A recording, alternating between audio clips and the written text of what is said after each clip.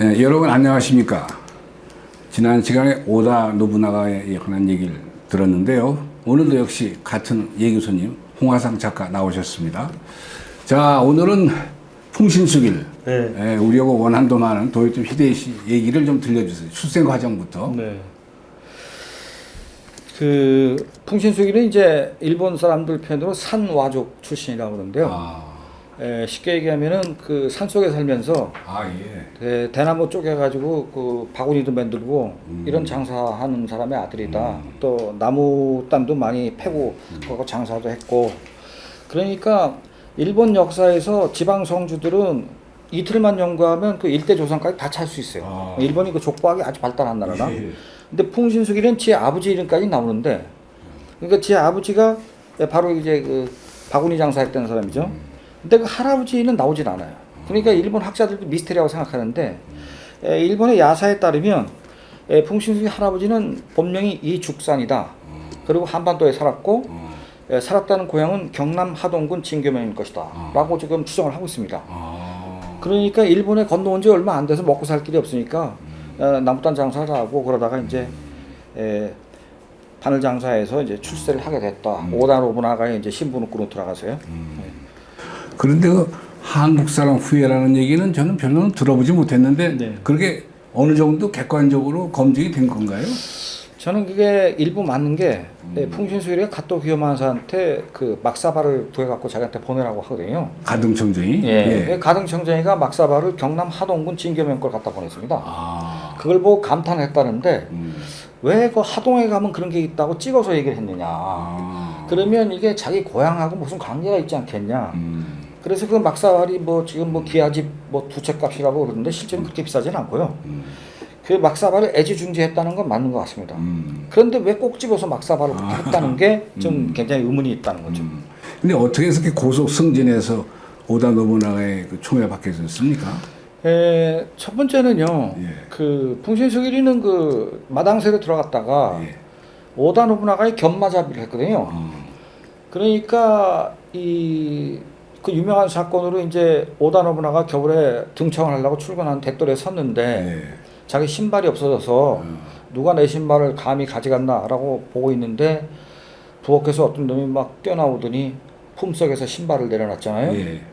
그래서 신발을 딱 신어보니까 신발 속이 따뜻한 겁니다. 겨울인데. 그래서 어떻게 해서 이렇게 신발이 따뜻하냐 했더니 차가운 겨울날 신발을 신으시려면 발이 시렵지 않겠습니까? 제가 부엌에 숯불에 데피고 있다가 도노사마께서 나오시기 때문에 갖고 왔습니다.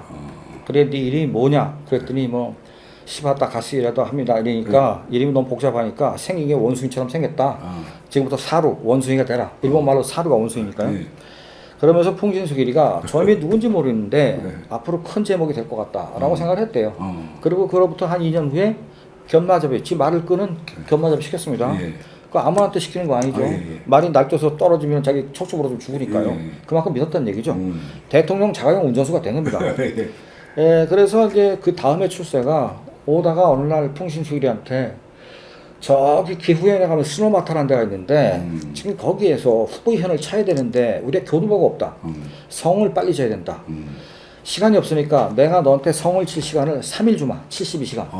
그랬더니 풍신수길이가 전하 이 화급한 시기에 어떻게 3일씩이나 걸려서 성을 짓겠습니까? 단 하루 만에 짓겠습니다 하고 얘기합니다. 그러니까 그렇게 지시한 자기도 미친놈이 또라이인데 얘는 하루 만에 찍겠다니까 더 또라이 아닙니까? 실제로 가서 하루 만에 졌죠. 실제로 그 기록을 보면 이틀 만에 졌다고 합니다. 그런데 아침 새벽 6시부터 공사를 해서 새벽 2시에 끝났고요. 그 스노마타를 가보면 그 삼각주의 양쪽에 강이 흐르고 있는데 설계 도면을 가져가서 자기 부하 장수한테 300명한테 저 산 위에 많은 나무를 비워가지고 남바링을 해서 석가래 쓸 거 300개 대들보 쓸 거 300개 해가지고 용도에 맞게 설계 도면을 보고 나무를 잘라서 강물에 던져라. 거기다 회치를 해갖고 번호를 해서 그 밑에서 조립만 하게 해서 이 흙으로 발라가지고 쌌는데 새벽 2시에 완공이 됐답니다. 실제로. 목성이었습니다. 지금은 아주 스노마타성이 잘 져놨지만요. 여기서부터 이제 오다 노부나를 감동을 시킨 거죠. 그래서 뭐 믿을 수 있는 제자가 됐고 풍신수길이가 이제 1582년 6월 21일 날 다카마성에 가 있을 때도 풍신수길의 그 다까마성을 치면 이제 오다 노부나가의 세상이 되는데 거기서 미지세미로 물공격을 해가지고 그 성을 가라앉혀 버리거든요. 이게 이제 뭐 천적인 작전이죠. 그러니까 실제로 가보면 그게 평지성이거든요. 그러니까 뚝을 8km 싸가지고 제방 높이를 2m로 해서 강물을 끌어들여가지고 성에 물을 채워버렸거든요. 그러니까 성 1층까지 물을 채우니까 들어갈 수도 없고 나갈 수도 없습니다. 그 물을 먹을 수도 없습니다. 흙탕물이라갖고. 그러니까 꼼짝달싹 못하게 만드는데 오다가 죽었다는 말을 딱 들으니까 풍신수리가 급히 회군을 해야 되잖아요. 그러니까 거기 성주한테 네가 할복 자살하면 내가 다 무너뜨리지 않고 네 밑에 놈 다 살려준다. 자기 이미 이제 핸디캡 있잖아요. 오야봉이 죽었으니까. 그러니까 저쪽에서는 대가가 싼 거잖아요. 성주 하나만 할복 자살하고 남은 다 살려준다니까. 마누라고 했다. 그러니까 할복 자살 한 겁니다. 그쪽으로. 그리고 회군을 해서 돌아온 거죠. 그때는 이미 이제 오야봉은 죽었고 자기가 이제 천하를 갑자기 이 오사마리 다스리지 않으면 안 될 입장이 돼버리는 거니까 졸죄인지가 시오군이 돼버린 거죠. 그때 몇 살이었죠? 그때가 1500, 이 사람이 37년생이니까 82년이면 82년이면 뭐 45살? 네, 45살 정도 된. 그로부터 10년 후에 우리나라를 침략하지 않습니까? 그렇죠. 예. 그건 또 어떻게 된 거예요? 풍신수길이가 사실은 일본의 내정이 그렇게 녹록한 상황이 아니었습니다. 왜냐하면 오사카 성 남쪽은 풍신수길이가 다 잡았지만은 북쪽에 있는 지방 성주들은 첫째는 풍신수길을 무시했습니다. 왜냐하면 이 본대가 없는 놈이거든요. 덕천가기만 해도 그거는 독고가 이에야스. 독고가 이에야스는 거기는 아주 그 명문의 가문이고 그 위쪽에 있는 뭐 많은 지방 성주들도 다 명문의 자식들이거든요. 그러니까 재패를 못했는데 오다 노부나가가 죽음으로써 할수비 천하를 봉합을 한 거죠. 간신히 봉합을 했는데 이 사람한테는 열등의식이 있었던 것 같습니다. 자기 출신도 별볼이 없고 돈도 없는 입장이고 그래서 자기가 내가 너네들보다 낫다는 걸 보여주기 위한 수단이 한반도를 치려고 한 게 아니냐. 그리고 또 하나 목적은 그 당시 일본을 봉합을 하면서 지방의 성주들이 많이 망한 번들이 많습니다. 그럼 여기서 사무라이들이 많이 쏟아져 나왔는데 얘들이 기술이 없으니까 얘들을 취직시켜줄 때는 한반도밖에 없다. 그래서 한반도를 먹으면 최소한도 한 30만 개 정도 일자리가 나올 것 같다. 그래서 전쟁을 일으켰다라고 보고 있는 거죠. 그러면 우리 조선뿐이 아니라 도요토미 히데요시가 나아가서 명나라가 중국이죠. 네. 중국 또는 심지어 인도 이렇게까지 다 정보가 그런 원대한 계획이 있었나요? 그 자기 어머니한테 그 편지를 썼습니다. 실제로 중국 거쳐서 인도까지 간다고. 근데 어머니는 미친놈이라고 그랬죠. 왜냐면 제 아들의 처지를 잘 알잖아요. 같이 어머니는 저 시장 바닥에서 참외장수 광주로 이그리면서 했잖아요. 그러니까 이놈아 밥이라도 잘 먹으면 되지. 네가 무슨 인도가 어느 구석에 붙어있는지 알 못하는데. 근데 사실은 일본의 그 당시에 그 조총이 8만정이 있었고 전력 상황으로 봐도 아마 한반도는 본인이 3개월 만에 제패해보겠다고 뭐 장담을 했으니까요. 근데 중국이 과연 그때 이겼겠느냐? 전 중국이 이기지 못했을 거라고 봅니다. 그 정도의 군사력이 있었으니까요. 근데 끝까지 이 조선에 온다 그러면서 죽는 날까지 도요토미 히데요시는 한 번도 조선에 오질 않았어요. 그건 왜 그랬을까요? 첫째는 지휘소가 큐슈의 후쿠오카에서 서쪽으로 1시간 떨어진 나고야 성에 있었는데요. 그 지휘소가 일단 바빴을 겁니다.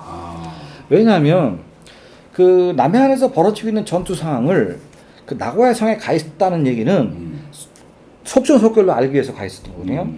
이모군란 때도 일본의 모든 수뇌부가 시모노세키에 와 있었습니다. 네, 그거 한국 사람들이 잘 모르고 있는데 전부로 다 그 이등 방문이부터 다 상을 보고받았거든요. 1882년에. 따라서 이 사람도 보통 배 시속이 범선의 경우 시간당 한 12km 갑니다. 그러면 그 거기서 후쿠오카에서 한 160km 정도 떨어졌거든요. 그 부산하고 그 후쿠오카 옆에 있는 나고야성까지. 그러면 길어봤자 한 20시간이면 들어옵니다. 그럼 20시간 내에 풍신수길이가 병참부터 시작해서 병력 지원 모든 거를 다 지휘했거든요. 지시하고 그대로 이행을 했거든요. 그러니까 전쟁이 이게 녹록지 않기 때문에 이게 3개월에 끝나는 전쟁이 결국 6년으로 가니까 풍신수길 입장에서도 다급했고 또 하나는 풍신수길이가 전비가 없었습니다. 돈. 그 지금 한국에서 잘 모르고 있는 사실인데 임진왜란을 하기 위해서 풍신수리가 세금 정책을 가혹하게 해서 66%의 세금을 받습니다. 어이구. 국민들한테. 이게 문제가 생기거든요. 그러니까 이제 덕청강 정권을 가면 50% 세금이 줄어드는데 오다 노부나가 때는요, 그보다 세금을 더 싸게 매겼습니다. 사실은 그 낚시낙자 정책에 의해서 자유시장 경제로 가려고 했으니까요. 근데 얘는 66% 받은 이유가 전비 마련을 하나 나오고, 두 번째는 풍신수리가 태합은이라고 그래서 은으로 돈을 무한대로 찍어냈습니다. 찍어냈는데 이게 경제는 가만히 있는데 돈만 찍어내니까 바로 인플레가 가가지고 3개월 만에 이게 유통이 중단됐습니다. 물가가 너무 폭등하는 바람에. 따라서 그때부터 참전한 23만 명의 번, 참전번 60개 번은 자부담으로 전쟁터에 나간다는 게 돼버립니다. 자부담으로. 그러면 많이 동원한 번이 뭐 3만 명 동원했고 조금 동원한 번이 3천 명인데 보통 2만 5천 명 같으면은 지금 가고시마 번 같은 경우는 번 인구의 26%가 사무라입니다. 그러니까 아주 유일한 데입니다. 가고시마 번이. 그러나 다른 번은 평균 6%가 사무라인데 사무라이만 전쟁터가 나가는 게 아니죠. 거기에 밥한 농까지 다 따라가야 되고 심지어는 외성을 질 때 우리나라에 외성이 많이 남아있거든요. 지금 순천 외성부터. 그 성 축조 기술자도 가야 됩니다. 그래서 이런 애들을 먹이고 재우고 입히고 전선에서 총 칼 들고 맨발로 뛰는 애들이 아시가루라고 그러는데 아시가루 봉급도 연봉이 50석에서 150석입니다. 이거는 쌀 150가마에서 450가마를 의미하는 건데 돈을 주고 전쟁을 하는 겁니다. 일본은 공짜가 없습니다. 아무리 밑바닥 사무라이라도 돈 안 주고 사람 부려먹으려면 죽입니다. 일본은 그런 나라입니다. 그래서 결국은 이 전비 부담이 크거든요. 나중에 임진왜란이 끝나고 나서 고향으로 애들이 할 수 없이 갔을 때 가고시마 번은 파산했습니다. 번 자체가. 왜냐하면 6년 동안 농사 질 사람이 다 전쟁터에 나가버렸고 남자 다 죽어서 번의 재정이 엉망진창돼 버렸거든요.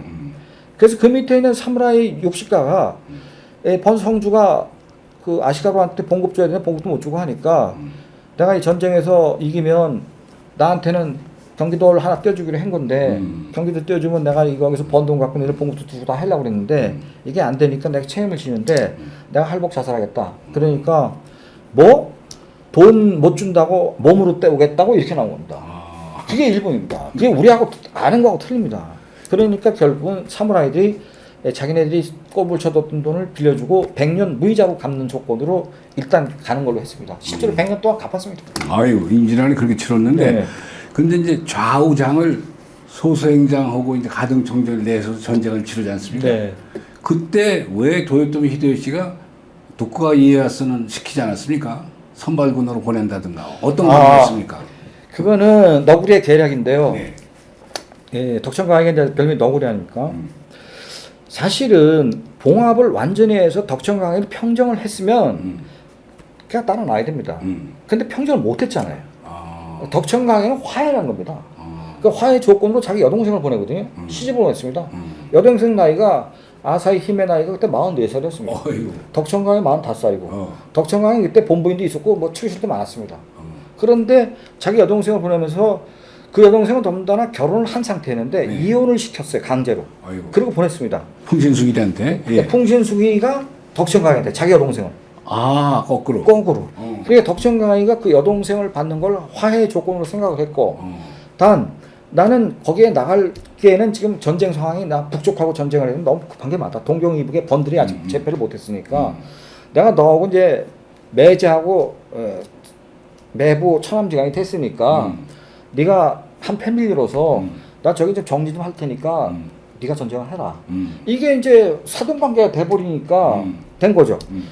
실제로 덕천강의 목적은 네가 나가서 전쟁에서 병력을 다 소모하고 경제를 다 탕진할 때 기다린 겁니다.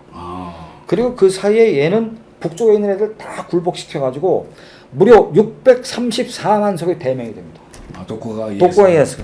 풍신수길이 전성 시절에 600만 석밖에 안 됐거든요. 634만 석으로 이미 압도했을 뿐만 아니라 풍신수길은 전비를 다 써가지고 거지가 됐습니다. 거기서. 그런데 풍신수기는 덕천 가강이를 제거하겠다 이런 생각을 안 했습니까? 훗날에 화군으로 제거를 하고 싶었는데 못했죠. 못했죠. 왜냐하면 풍신수길이 밑에는 5명의 가로가 있었는데요. 이 가로가 마에다 토시에가 필두가로입니다. 이게 1인자거든요. 근데 얘는 풍신수길이하고 절친입니다. 그리고 키가 182에 4.2m의 장창을 휘두르는 무술의 1인자입니다. 그 다음이 덕천강이입니다. 예. 근데 덕천강이는 풍신수길이보다는 사실 마에다 토시를 두려워했습니다. 그래서 이 마에다 토시하고 풍신수길이가 합치면 덕천강이 이깁니다. 그러니까 두려워서 함부로 하질 못했죠. 그랬는데 덕천강이는요, 이 사람도 만만치 않은 게 경제력이 아주 경제력이 뛰어난 사람이거든요. 풍신수길이 는 좀 돈을 허풍대풍 쓰는 데가 있습니다. 뭐 북야 천만금 다해 같은 거 할 때 돈 막 쓰는데 덕천강이는 평생 동안 보리밥만 먹었어요. 그 이유를 신하들이 물어봅니다. 왜 보리밥만 드십니까? 그랬더니 천하를 다스린 자는 내 자신이 검소검약해야 된다. 그래야 천하가 다스려진다. 라고 해서 그 약속을 죽을 때까지 지킨 겁니다. 물론 소화가 잘 되기도 했지만 예. 이제 임진왜란의 마무리는 네. 어떻게 봐야 됩니까? 풍신수길이가 포기한 건가요? 예, 풍신수길이는 포기했죠. 왜냐하면 전쟁 전비가 너무 많이 들고, 풍신수길은 이제 그 무렵에 그 위궤양 환자죠. 그리고 이제 뭐 여러 가지 병원을 오사카 의과대학 교수들이 이제 추정을 많이 했는데, 제가 볼 때는 위암이라고 봅니다. 그래서 그 이순신 장군이나 복병을 이제 만나잖아요. 이순신 장군은 26전 26 완봉승입니다. 전 세계 해전에 유일한 사람입니다. 그런데 일본 측 기록에 보면 이 통제가 누구냐는 그런 기억이 계속 나옵니다. 바로 이순신을 얘기하는 거죠.